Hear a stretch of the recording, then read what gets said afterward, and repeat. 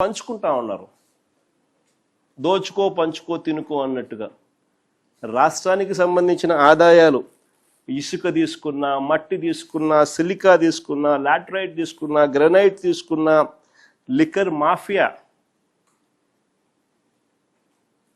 ద్వారా లిక్కర్ ఆదాయం తీసుకున్నా, లేదా ప్రభుత్వ భూములు ఎడాపెడా నచ్చిన వారికి నచ్చిన రేటుకు ఎడాపెడా అమ్మే పరిస్థితి తీసుకున్నా, ఇలా వనరులన్నింటినీ కూడా దోచేస్తూ ఉన్నారు. కాబట్టి రాష్ట్రానికి సంబంధించిన ఆదాయాలు రాష్ట్రానికి రావడంలా. మరోవైపు చూస్తే ఆయనకో విమానంతో పాటు ఒక హెలికాప్టరు, ఆయన కొడుక్కో విమానం, ఆ విమానంతో పాటు ఒక హెలికాప్టరు, తర్వాత ఆయనకు మద్దతు ఇస్తూ ఉన్న ఆయన గారి డిప్యూటీ సీఎం పవన్ కళ్యాణ్ గారికి ఆయనకు ఒక విమానం, మళ్ళీ ఆయనకు ఒక హెలికాప్టరు, అందరూ గాల్లోనే. ముఖ్యమంత్రి గారు కొడుకు ఒక పూట విజయవాడలో ఉంటే మరో పూట హైదరాబాద్లో ఉంటాడు, ఇంకో పూట ఈ కొడుకు క్రికెట్ మ్యాచ్ కోసం పక్క దేశం వెళ్ళి కొలంబోలో మ్యాచ్ చూస్తాడు రాత్రికి, మరుసటి రోజు ఉదయం మళ్ళీ విజయవాడలో ఉంటాడు, మళ్ళీ ఆ సాయంత్రం విజయవాడ నుంచి ఢిల్లీకి పోతాడు. అంతే, ప్రైవేట్ విమానాలే.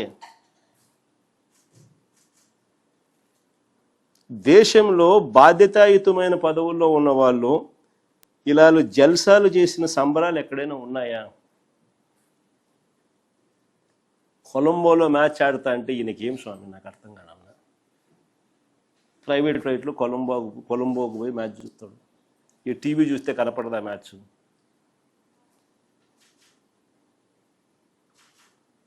సరే, క్రికెట్ అభిమానివే అనుకో, టీవీ చూస్తే కనపడదా? నేను కూడా నిన్న టీవీలోనే చూసిన మ్యాచ్.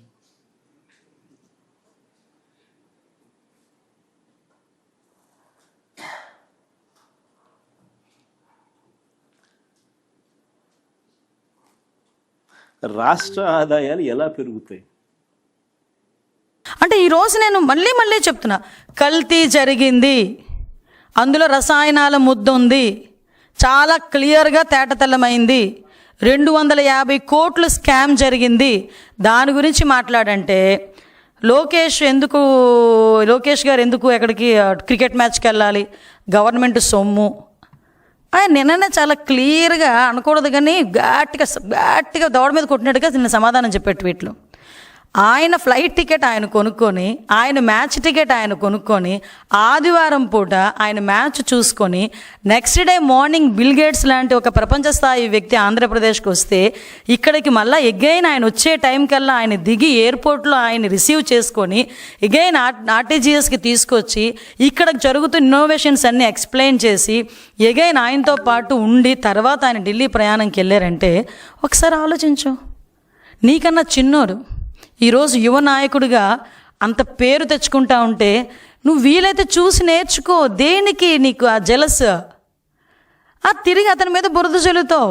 నీకులాగా గవర్నమెంట్ ఇప్పుడు కల్తీ మద్యం అమ్మేసి ఆ డబ్బులు తీసుకెళ్ళి రోజువారీ టార్గెట్లు పెట్టి కల్తీ సొమ్ము, కల్తీ మద్యం, అదేవిధంగా శాండ్కి వీటికి డైలీ పెట్టి ఇంట్లోకి తీసుకెళ్ళి డబ్బులు తీసుకోలే ఎప్పుడు కూడా నీకులా.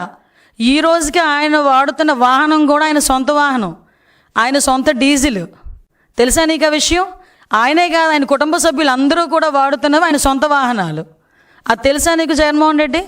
ఆయన గురించి ఏదో ఆయన మ్యాచ్ ఇంకొకటి అన్నాడు, నేను వెళ్ళి చూడాలా, ఇంట్లో ఉండి నాకులా చూడలేడా అంట. నువ్వంటే జనాలంటే నిన్ను ఆల్రెడీ ఇంట్లో కూర్చోబెట్టారు కాబట్టి నువ్వు ఇంట్లో కూర్చొని చూడాలి. ఇప్పుడు ఇంట్లో కూర్చొని చూస్తావు. ఆయన జనాలు గెలిపించుకున్నారు, ఆయన సరదాగా బయటికి వెళ్తారు ఆదివారం పూట. ఒక క్రీడా స్ఫూర్తి కలిగిన వ్యక్తి. అటువంటి క్రీడా స్ఫూర్తి ఉంది కాబట్టే ఈరోజు ఉమెన్ క్రికెటర్స్ ప్రపంచ స్థాయిలో వరల్డ్ కప్ సాధిస్తే వాళ్ళని తీసుకొని ఇంటికి తీసుకొచ్చి ఈరోజు ఎప్పుడూ లేని విధంగా వాళ్ళని సత్కరించుకున్నాం.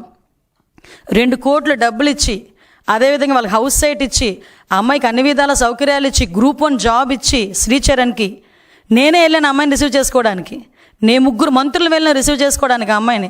అంటే ఒక క్రీడా స్ఫూర్తిని పెంపొందించడానికి, ఒక క్రీడా స్ఫూర్తి కలిగిన వ్యక్తి ఆయన సొంత డబ్బులు తీసుకొని ఆయన సొంత డబ్బులు పెట్టుకొని ఫ్లైట్ టికెట్ కొనుక్కొని వెళ్తే నీకేంటి నొప్పి? అంటే నీకు ఆ అవకాశం రావట్లేదనా? రాదు.